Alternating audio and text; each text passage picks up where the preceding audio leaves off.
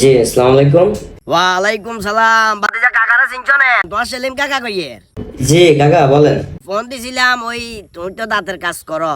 ধরো কাকার উপরে তিনটা নিচে তিনটা দাঁত নাই, টোটাল 6টা দাঁত লাগাইতে কিরকম খরচ হইতে পারে বাতিজা? দাঁত বলতে আমরা তো আসলে দাঁতের কন্ডিশন বা কোয়ালিটি সবকিছুর উপর নির্ভর করে টাকা নিই আর কি। এখন আপনাকে তো আন্দাজে বলা যাচ্ছে না, আগে দেখতে হবে।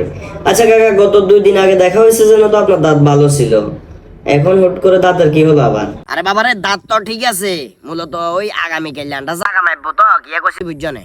নূর করিমার হলা ধনকা মিলে হয়তো আর গার উপর আটটা তুলতো আরে পাইছিস যদি খুশি লাগি সামনে দাঁতে গুলো যদি হয়ে যায়, ওই কারণে একটা আইডিয়া লো রাখি আর কত খরচ হইতো আরে। শুধু তোমারে ফোন দিনু তো, হাত ভাঙলে কত যাইতো আরে, ঠ্যাং ভাঙলে কত যাইতো আরে, এইসব কিতাব ব্যাগাল লই রাখি এর। ধরো মিয়া রাখেন, ফালতু কথা জায়গা হান না মিয়া। বাতিজা তুই, হ্যালো হ্যালো, তোমায় কল কাটিয়ে না দিছে বেয়াদবের বাচ্চা, এসে তো ধাক্কা হানিতে হালাজি মনে দিছে।